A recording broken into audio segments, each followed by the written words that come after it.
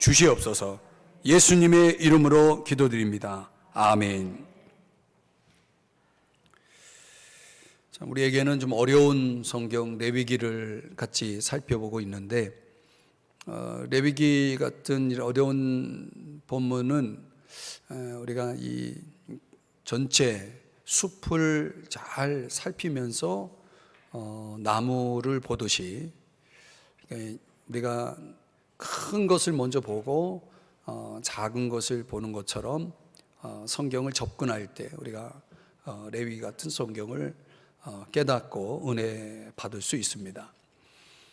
그런 차원에서 제가 계속 매주마다 설교하면서 성경을 여러분에게 소개하고 있는데, 우리가 1장서부터 6장 7절까지 내용을 살펴본 게 뭐냐면, 백성들이 알아야 할 규례로서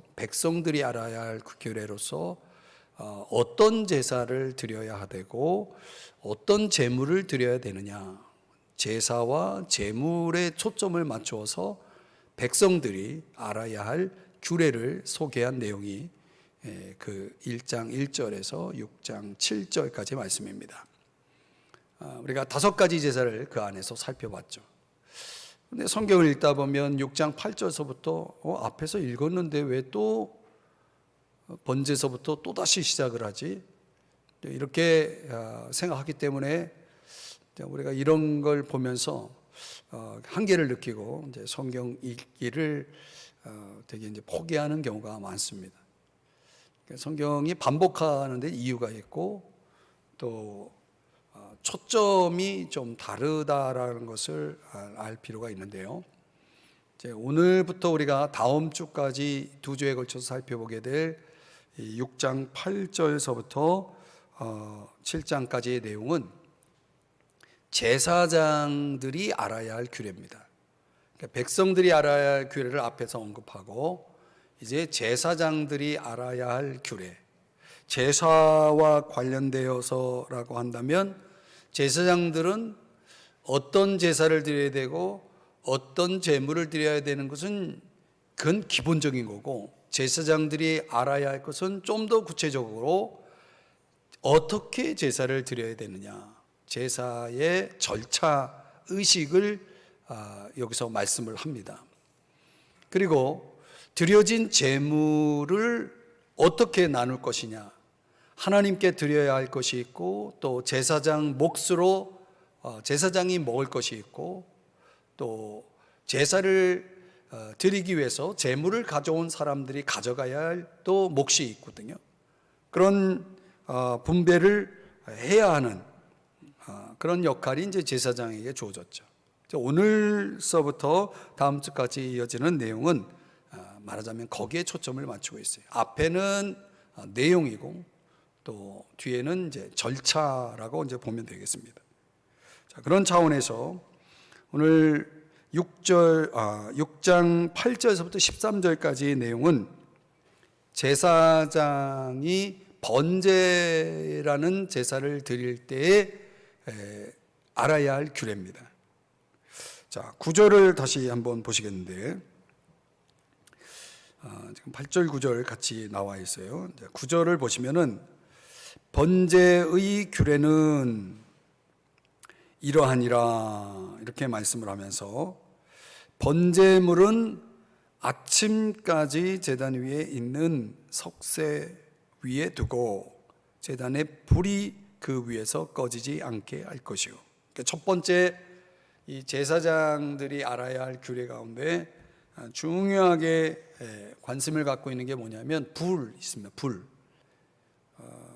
제사를 드릴 때 반드시 있어야 될 게 이제 불인데, 이제 불을 어떻게 관리를 해야 하는지를 소개하는데, 번제물, 전날 드렸던 번제물이 그 다음날 아침까지 제단 위에 있어야 한다 하면, 전날 해질 무렵에 드린 제물이 그 다음날까지 제단 위에서 잘 태워져서 드려지기 위해서는 반드시 불이 꺼지면 안 됩니다. 그래서 6장 9절 끝부분에 보면 제단의 불이 그 위에서 꺼지지 않게 할 것이요 그랬어요. 이것은 해석을 하면 우리가 하나님 앞에 드리는 충성, 헌신이라는 것은 꺼지지 말아야 되는 불처럼 끊임없이 들어져야 한다라고 하는 것을 강조하는 부분입니다. 그러니까 히브리인들, 이스라엘 백성들의 시간 개념은 그들의 하루의 시작은 저녁입니다. 저녁. 그래서 창세기 1장에 보면 저녁이 되며 아침이 되니 첫째 날이다 이렇게 시작하죠. 그러니까 우리가 생각할 때는 하루의 시작은 아침인데 히브리인들은 저녁부터 시작합니다. 그 해질 무렵서부터 한날의 시작이 됩니다. 그때부터 충성과 헌신이 드려지는데 하루 종일 그 다음날 아침에도 그러니까 하루가 끝나는 그 시점에도 불은 꺼져 있으면 안 된다는 거예요. 그러니까 우리의 개념으로는 하루 종일 하나님 앞에 끊임없는 충성과 헌신이 드려져야 된다는 그런 의미겠죠. 자, 두 번째 이 번제에서 강조하고 있는 부분이 뭐냐면 번제물을 다 태워서 드린 후에 남는 재를 어떻게 처리할 것이냐. 10절 말씀을 한번 가보면요, 여기 번제의 재를 가져다가 제단 곁에 두고 이런 표현이 나오죠. 그리고 11절에 보면은 그 옷을 벗고 다른 옷을 입고, 그러니까 제사장이 제사를 드릴 때 그 성막 안에서 제사를 드릴 때 입는 옷이 세마포로 된 긴 옷이거든요. 그리고 그 속에는 하체가 드러나지 않도록 속바지를 입게 되어 있습니다. 그 세마포 옷을 입고 제사의 과정에 의식에 참여하게 되는데 이 제를 진영 밖으로 가져가야 될 때 그때 그들은 평상복으로 입어야 됩니다. 그래서 이 평상복장으로 갈아입고 그 재를 이제 동편 짐 밖에 이제 버리게 되는 거죠. 정해진 장소에 갖다 버리고 이제 돌아오게 되는 거예요. 그리고 재를 다 버리게 되면 제단에는 비어 있겠죠. 그러면 거기에다가 다시 번제물을 태울 수 있는 도구인 장작인 나무를 이제 배치해 놓고 다른 이제 번제물을 거기다 또 올려 놓는 것입니다. 이런 작업을 지금 10절, 11절에서 설명을 하고 있는 겁니다. 그리고 이제 보면은 우리가 이제 옷을 갈아입었다라고 하는 차원에서는 부정한 것과 접촉을 방지하기 위한 그런 장치로서 하나님께서 그렇게 말씀하신 것입니다. 이 세마포 옷이라고 하는 것은 정결을 강조하는 것이죠. 그러니까 우리가 하나님을 섬기는 사람들이 항상 겸비하고 있어야 될 게 뭐냐면 정결함입니다. 정결함, 깨끗함을, 거룩함을 구비하고 있어야 된다는 것이에요. 그리고 12절 말씀을 한번 가보겠습니다. 6장 12절 다 같이 한번 읽어보겠습니다. 시작. 제단 위에 불은 항상 피어 꺼지지 않게 할지니 제사장은 아침마다 나무를 그 위에서 태우고 번제물을 그 위에 버려놓고 화목제의 기름을 그 위에서 불사를 지며 그랬어요. 다시 또 불 얘기가 나오죠. 이미 앞서 9절에서 제가 여러분들과 같이 읽으면서 설명드렸는데 요 12절에서 또 불은 항상 피어 꺼지지 않게 하라고 말씀을 하고 있습니다. 그리고 13절 또 말씀을 가보면 또 같이 읽어봐요. 시작. 불은 끊임이 없이 제단 위에 피어 꺼지지 않게 할지니라. 그러니까 지금 여러 가지 재를 옮기는 과정도 있고 또 번제물을 다시 진열하는 그런 과정도 있는데 거기에 불은 항상 꺼지지 않고 계속 제단 위에 불은 켜 있어야 되는 거예요. 살아 있어야 되는 거죠. 유대 전승에 따르면 이제 번제물을 태울 때 사용되는 나무가 있는데 그 나무도 벌레 먹은 나무나 좀 흠이 있는 나무는 사용을 못하도록 했다는 거예요. 그러니까 나무도 아주 선별을 아주 정확하게 아주 온전한 거, 깨끗한 거를 선별해서 사용했을 뿐만 아니라 그 번제물이 계속 꺼지지 않고 태워지기 위해서 얼마나 신경을 많이 썼겠습니까? 그렇죠? 근데 우리가 잘 아는 대로 광야에서 그들이 한 곳에 머물러 있을 때는 상관이 없는데 다른 곳으로 이동을 할 때는 번제단이 해체가 돼야 되거든요. 그리고 다시 정착하는 곳에 번제단을 다시 원래대로 맞춰서 설치를 해야 되는데 그 해체와 설치 사이에 그 불이 꺼지지 않아야 된다라고 하는 그 하나님의 명령을 지켜내기 위해서 그들이 어떻게 했느냐. 민수기 4장 13절 14절 말씀에 보면은 이제 제단의 재를 버리고 그 제단 위에 자색 보자기를 펴고, 그리고 14절에 보면은 요게 중요한 기구입니다. 봉사하는 데 쓰는 모든 기구 가운데 뭐가 있었냐면 불 옮기는 그릇들이 있었다는 거예요.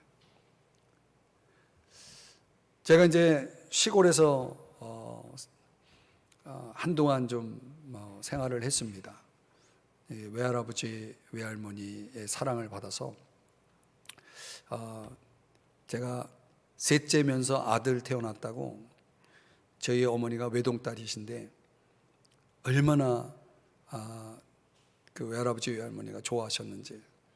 그래서 저를 이제 한동안 어렸을 때 이제 키워줘가지고 그 고향이 어디냐면 저 충북 음성이에요, 음성. 네. 근데 지금도 기억이 선명한데 그 집안에 화로가 다 있었어요. 그래서 밥 짓고 국하고 뭐 음식하고 나서 그 숯 있죠. 그리고 나무 타고 남은 숯과 그런 것들을 그 화로에다 담아가지고 집안에서 이제 불도 쬐고, 또 기억나는 건 고구마 같은 거, 감자 고구마 같은 거, 그런 거 이렇게 거기다가 집어넣어가지고 아주 냄새가 얼마나 좋은지요. 갑자기 군고구마가 생각이 나는데 하여튼 너무 맛있게 먹었던 기억이 나요.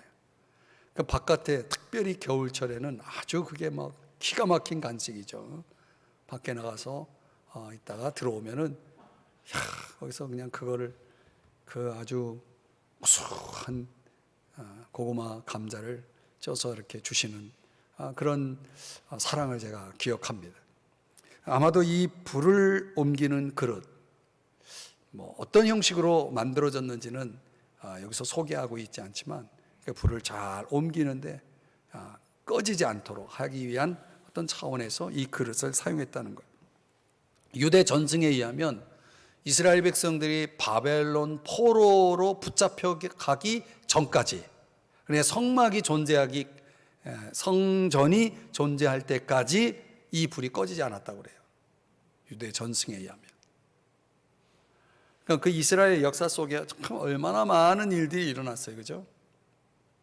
중간중간에 전쟁도 있었고 정권이 교체되는 그런 사건들, 역사들도 있고, 그런 가운데서도 이 바벨론 포로로 가기까지, 즉 성전이 무너지기까지 이 불을 꺼트리지 않고 계속 살렸다는 것, 참 대단한 거 아닙니까? 이 불이라는 게 도대체 왜 이렇게 중요하냐라고 하는 거죠. 당연히 번제물을 하나님 앞에 드리기 위해서는 이 불이 있어야 되는 거예요. 오늘날 저와 여러분에게 이 불은 어떤 의미가 있느냐는 거죠. 제가 이미 앞서 설명을 드렸지만은 하나님 앞에 우리가 드리는 끊임없는 충성, 헌신의 의미가 있다는 거죠.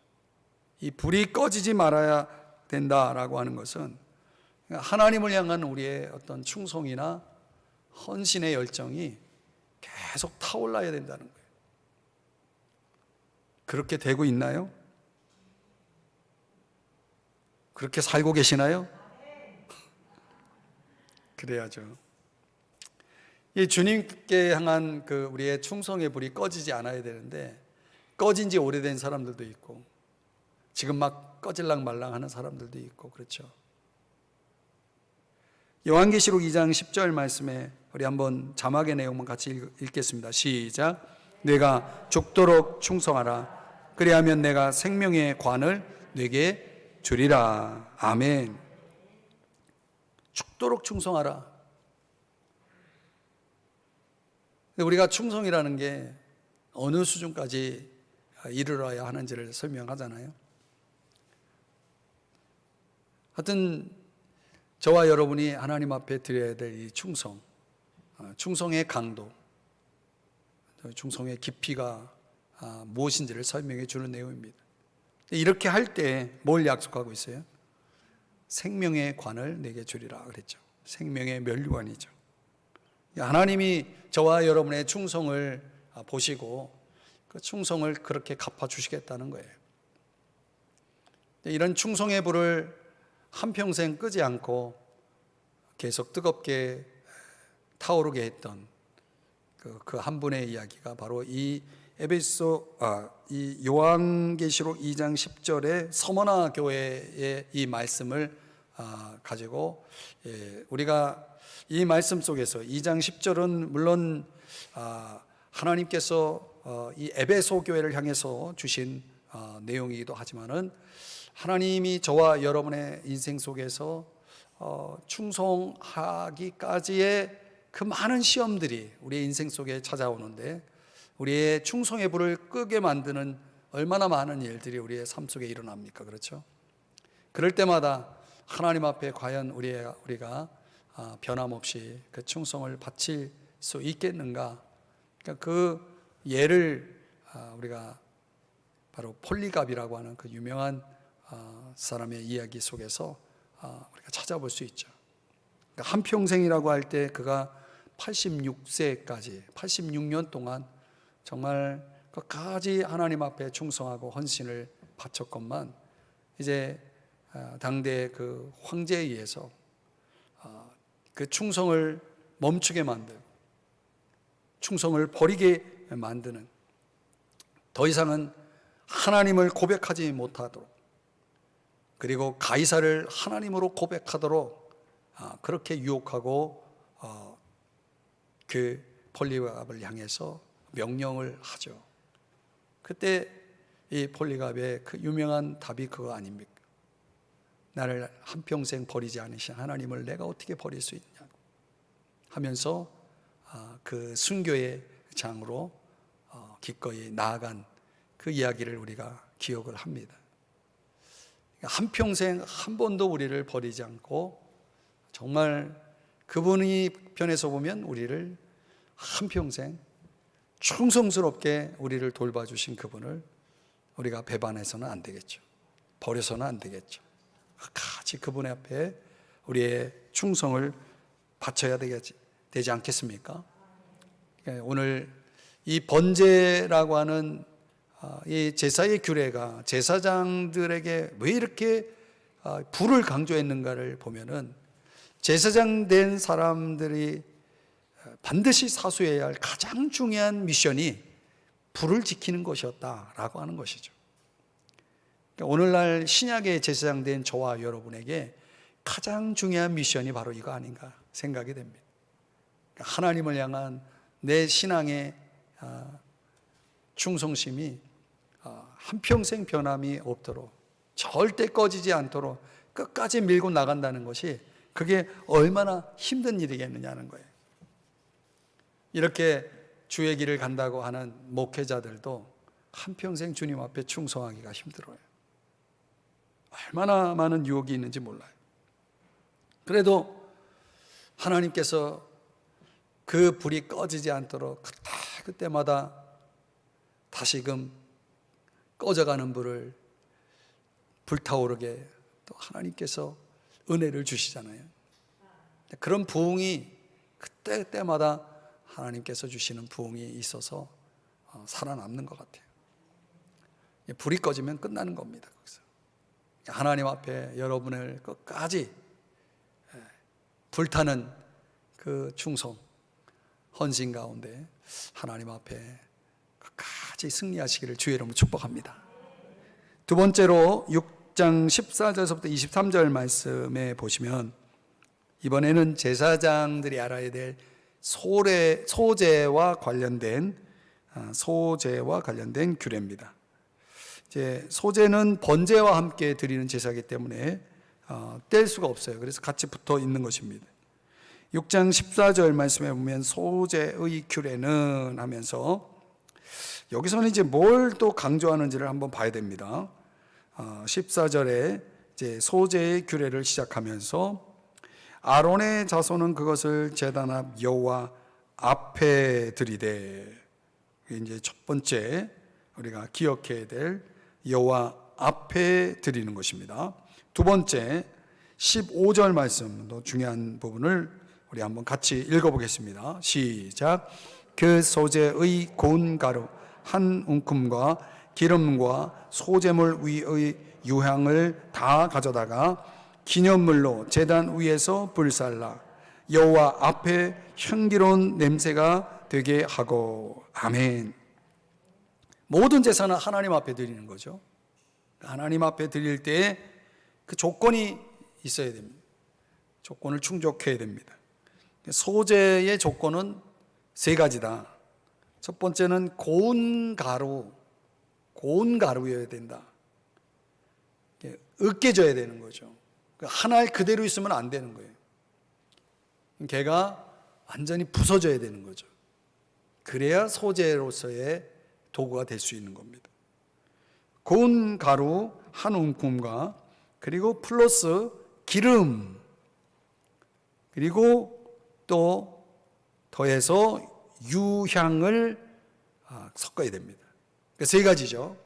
고운 가루, 그리고 기름, 유향. 이 세 가지는 우리가 이미 앞서서 제가 다 설명을 드렸는데 기억을 하시는지 모르겠습니다. 고운 가루는 우리가 하나의 밀알로서는 그 자체로는 드려질 수가 없기 때문에 그게 갈아지는 거죠. 그러니까 나라는 존재가 아주 곱게 갈아져야 된다는 것입니다. 그때 제가 설명하기를 죄성이 갈아져야 된다 이런 말씀을 드렸어요. 그러니까 우리 안에 있는 그 죄성이 하나님 안에서 갈아지고 정화되지 않으면은 우리가 향기로운 그런 제사로 소제를 드릴 수가 없는 것입니다. 또 기름은 당연히 성령을 가리킵니다. 유향은 말씀드린 대로 기도를 강조합니다. 이 세 가지는 반드시 있어야 하나님 앞에 드릴 수 있는 소제가 되는 겁니다. 하나님 앞에 나를 드려서 하나님께서 향기로운 냄새를 맡아야 내가 하나님 앞에 드리는 모든 봉사가 과연 하나님께서 흠양하실 수가 있게 된다는 것이죠. 내가 내 안에 죄성이 갈아지고 성령을 힘입고 또 하나님 앞에 기도로서 나아갈 때 하나님이 우리를 받으신다는 거예요. 그런데 16절 말씀에 보면 이거는 넣어서는 안 되는 거예요. 16절만 다 같이 읽어봅니다. 시작. 그 나머지는 아론과 그의 자손이 먹되 누룩을 넣지 말고 거룩한 곳 회막들에서 먹을지니라. 그러니까 누룩을 넣지 말라 그랬어요. 그러니까 누룩이라는 것은 성경에서 여러 가지 용도로 사용되지만 사실 가장 많이 사용되는 의미는 죄죠. 죄, 부패 이런 거죠. 그러니까 죄가 첨가돼서는 안 되는 거죠. 그리고 17절 말씀을 보시면은 한번 이 말씀도 읽고 제가 설명을 드립니다. 다 같이 시작. 그것에 누룩을 넣어 굽지 말라. 이는 나의 화제물 중에서 내가 그들에게 주어 그들의 소득이 되게 하는 것이라. 속죄제와 속건제 같이 지극히 거룩한즉. 자, 내가 그들에게 주어라고 말하고 있습니다. 이 소제에서 제사장들이 알아야 할 중요한 규례 가운데 하나는 뭐냐면 소제가 어떤 재료로 구성되어야 하느냐라고 하는 것을 첫 번째 강조하고, 두 번째 강조한 거 보니까 뭘 먹어야 되고 무엇을 먹지 말아야 될지를 설명해 주더라고요. 그러니까 제사장은 먹어야 될 것과 먹지 말아야 될 것을 구별할 수 있어야 된다는 거예요. 그런데 여기 17절에 보면 내가 그들에게 주어 그랬어요. 그러니까 하나님께서는 이런 모든 제사를 드리는 과정 속에서 하나님을 섬기는 데 있어서, 제사장들이 하나님을 섬기는 데 있어서 제사장이 필요로 하는 것을 하나님께서 지금 주었다는 거예요. 그들이 필요로 하는 걸 주었다는 거예요. 적절하게 하나님의 은혜로 제사장들의 필요를 하나님께서 돌보셨다는 거죠. 그렇게 제정을 하신 거예요. 그 17절에 그런 표현이 나오죠. 그들의 소득이 되게 하는 것이라 그랬어요. 그들의 소득이 되게 하는 것이라. 그러니까 아론 자손의 모든 남자들이 하나님께 드리고 남은 소제물들은 그들의 생계가 이어질 수 있도록, 그 생계에 필요한 것들이 공급되도록 그렇게 장치를 마련했다는 것입니다. 그러니까 하나님 앞에 이렇게 온전히 자신을 들여서 봉사하는 제사장들을 하나님은 전적으로 그들이 필요한 것들을 책임져 주시겠다라고 하는 그런 차원의 이 조항을 규례로서 하나님께서 말씀하신 거죠. 우리가 신약의 그리스도인들이라고 말하는 저와 여러분들이, 우리 모든 제사장들이 정말 전적으로 소재가 되어서 주님을 위해서 희생하며 살아갈 때에 과연 하나님께서 우리의 필요를 책임져 주실까요? 그 약속을 한번 성경을 통해서 들여다보겠습니다. 마태복음 6장 33절입니다. 나같이 읽어봅니다. 시작. 먼저 그의 나라와 그의 의를 구하라. 그리하면 이 모든 것을 너희에게 더하시리라. 아멘. 말씀하시잖아요. 그러니까 우리가 주님을 위해서 전적으로 희생하며 봉사할 때에 하나님께서 모든 것을 너희에게 더하시겠다라는 말씀을 하시잖아요. 이 은혜를 믿으시나요? 하나님의 돌보심, 하나님의 책임져 주심을 믿으시나요? 아멘 소리에 믿음이 조금 덜 들어간 것 같은 아멘이에요. 마태복음 7장 11절에도 그렇게 말씀합니다. 좋은 것으로 주시지 않겠느냐. 좋은 것으로 주시지 않겠느냐. 하나님 아버지께서 저와 여러분의 필요를, 니들을 채워주실 때 좋은 것을 약속하고 있는 거죠. 그 좋은 것 중에 가장 좋은 게 뭡니까? 저와 여러분에게 가장 필요한 것. 누가복음에서는 이 마태복음 7장 11절의 말씀에 나오는 좋은 것을 구체적으로 번역해서 말씀하시죠. 그게 뭐예요? 성령이에요. 성령. 우리 저와 여러분이 살아가는 데 있어서 우리의 일상 속에 가장 필요한 것, 가장 좋은 것, 모든 것, 좋은 것의 차원으로 하나님께서 모든 걸 책임져 주시겠지만은 가장 좋은 것을 내가 책임져 주겠다. 그게 뭐예요? 그게 성령이라는 거예요. 성령. 그래서 오늘 본문 6장 19절 이하에서 강조하는 게 뭐냐면 기름 부음을 강조해요. 기름 부음을. 제사장들이 기름 부음을 받는 날에 여호와께 드릴 예물에 대해서 설명을 하면서 항상 드리는 소제물로 삼아 절반은 아침에 드리고 절반은 저녁에 드리되라는 말씀을 하고 있습니다. 제가 좀 19절 20절을 조금 요약해서 설명을 드렸어요. 그러니까 기름 부음을 받는 날이라고 하는 것은 제사장으로서 위임을 받는 날입니다. 위임식을 한 날이에요. 그러니까 그 위임식이 7일 동안 진행이 되는데 그 위임식이 끝나면 이제 기름 부음을 받는 것입니다. 그리고 그 기름 부음을 받은 날과 그리고 8일째에 그때부터 뭘 드리냐면 소제를 드리는 거예요. 참 이게 아주 큰 의미가 있습니다. 소제를 드릴 때 번제, 상번제를 드리는 것처럼 매일 드리는 번제가 있었던 것처럼 그 매일 드리는 번제와 함께 아침에 저녁에 반반씩 드리도록, 소제를 매일 드리도록, 그러니까 기름 부음을 받는 날부터 매일 소제를 드리도록 했다는 거예요. 좀 전에도 제가 설명을 드렸지만 기름 부음을 받는다는 것은 성령을 받는다는 거예요.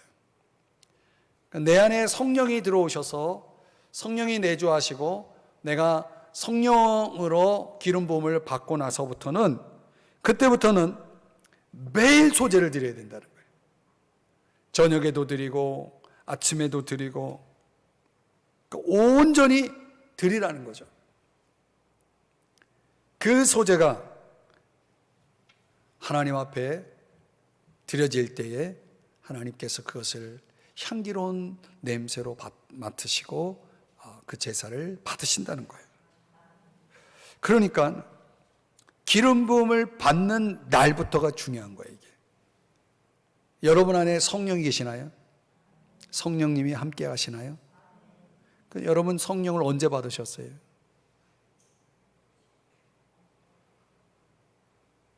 언제 받았는지 잘 몰라요? 믿을 때 받잖아요. 믿을 때 받는 거예요. 예수 그리스도를 내가 구주로 주님으로 믿고 우리 주님을 영접했을 때, 그때 성령이 내 속에 들어오시는 거예요. 그 성령이 내 속에 들어오면 그 사람은 그때부터 소제가 돼서 주님 앞에 자신을 날마다 드리는 삶을 살기 시작하는 거죠. 결국은 이 소제의 이 모습을 성취하신 분이 바로 예수 그리스도죠. 여러분, 예수님의 공생애가 어떻게 시작됐습니까? 세례부터 시작됐죠. 예수님이 세례 요한의 세례를 받으시면서 하나님의 모든 의가 이루어져야 한다라고 하는 말씀을 하셨죠. 그러니까 하나님의 뜻이 이루어지는 그 차원에서 예수님은 세례부터 자신의 공적 사역을 시작합니다. 근데 그 세례 받을 때 놀라운 장면이 연출되지 않습니까? 그 세례 받을 때 비둘기같이 임한 성령이 함께했죠. 그래서 누가복음 4장에 보면, 한번 볼까요? 성경 누가복음 4장 14절 15절 말씀인데 자막의 내용을 함께 읽어보겠습니다. 시작. 예수께서 성령의 능력으로 갈릴리에 돌아가시니 그 소문이 사방에 퍼졌고 친히 그 여러 회당에서 가르치심에 뭇 사람에게 칭송을 받으시더라. 예수님의 공생의 시작점을 이렇게 누가복음에서는 설명을 하고 있는 것입니다. 예수께서 성령의 능력으로 갈릴리로 돌아가셨다. 이게 세례 사건 이후에 성령이 임하시고 성령의 능력으로 갈릴리에 가셔서 거기서 드디어 본격적인 사역을 시작했다는 거예요. 사랑하는 여러분, 봉사라는 것은 지금 소제를 우리가 설명을 듣고 있는데, 봉사라는 것은 바로 이런 거예요. 봉사라는 것은 내가 가라질 때 진정한 봉사가 이루어질 수 있는 거예요. 물론 그 소제에는 기름과 유향이 함께 섞여 있어야 되는 것처럼 내가 가라질 뿐만 아니라 성령이 내 안에 들어오셔야 되고, 그리고 기도 가운데, 성령과 기도 가운데 이루어질 때 참된 봉사가 되어지는 거예요. 그러니까 여러분들이 교회학교 여러분 사역을 위해서 기도할 때, 그 교회학교를 섬기는 이들을 위해서 기도할 때 반드시 이 원리를 가지고 기도해야 돼요. 제가 새벽에 기도할 때 우리 교회 안에 있는 모든 하나님의 리더십들, 이 하나님께서 세우신 리더십들을 위해서 기도할 때 이 부분을 놓고 기도하는 거예요. 이 원리를 가지고. 여러분, 성경은 우리의 모든 기도의 가장 기초적인 근거가 되는 것입니다. 우리가 무엇을 위해 기도해야 될지를 우리에게 가르쳐 주는 거죠. 그러니까 봉사하는 사람들은 첫째는 내적으로 갈아져야 되고, 하나님 앞에 마음이 정결해지는 갈아짐이 있어야 되고, 그리고 성령과 기도 가운데 기름 부음이 있어야 되는 거예요. 그러면 그때부터 진정한 교회 봉사자가 되는 거예요. 우리가 집사가 되고 권사가 되고 장로가 되지만 사실 그런 거는 교회 제도가 임명하는 것이지 진정한 봉사자로서의 출발은 아니에요. 이미 성령이 내 속에 임하고 내가 정말 하나님이 나를 다루셔서 내 안에 있는 모든 죄 찌꺼기들이 내 안에서 지저분한 것들이 갈아지고 그래서 정결케 되어졌을 때 이때 우리는 하나님 앞에 내가 소재되어서 나를 드릴 수 있는 준비가 되어지는 거거든요. 그러나 우리가 그 안에서 성령의 기름 부으심 속에 이제 임할 때 그때 내가 나를 드리는 곳마다 향기로운 냄새가 나기 시작하는 거예요. 열매가 맺고 그렇게 되어지는 거죠. 예수님께서 가는 곳마다 칭송을 받으셨다 그랬어요. 진정으로 성령의 기름 부으심 속에서 살아가는 사람들에게는 이런 아름다운 결실들이 열매들이 맺어지는 것이에요. 근데 이런 기초적인 정말 성경의 원리 안에서 세워지는 것보다는 인간적인 차원에서 이렇게 세워질 때 향기로운 냄새가 아니라 다른 냄새가 나기 시작하는 거죠. 오늘 아주 중요한 말씀을 여기서 하고 있는 거죠. 이미 앞서서 우리가 6장 7절까지 살펴본 그런 제사의 내용과는 전혀 다른 차원의 강조점이 있다는 것을 여러분이 눈치를 챘을 거예요.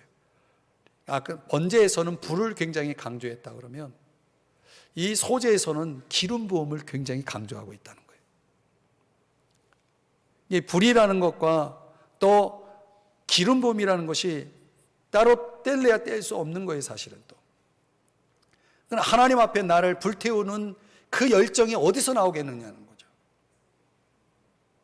예수님의 공생의 3년 반 동안에 그분의 그 사역 속에 임했던 그 성령의 능력, 바로 그 능력이 우리에게 임할 때 우리의 그 충성의 불이, 헌신의 불이 꺼지지 않는다는 사실을 아시나요?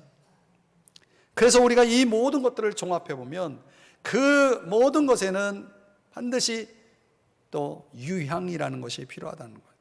유향이 뭐예요? 기도라는 거죠. 기도. 이런 게 있을 때 기도 없이 성령 충만할 수 있나요?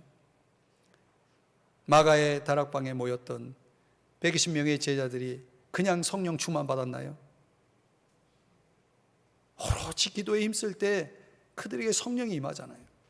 정말 우리가 어떤 봉사든 하나님 앞에 나를 드리는 사람들은 늘 하나님 앞에 바로 이 원리를 가지고 하나님 앞에서 살아야 되는 거예요.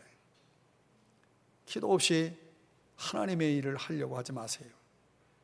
하나님 앞에 온전히 오로지 내 힘으로 할 수 없사오니 하나님 나의 죄성을 갈아주시고 하나님 안에서 하나님의 능력, 그 하나님의 힘으로 주의 일을 감당할 수 있게 해달라고 하나님 앞에 엎드려 기도하시는 저와 여러분이 될 수 있기를 주의 이름으로 축복합니다.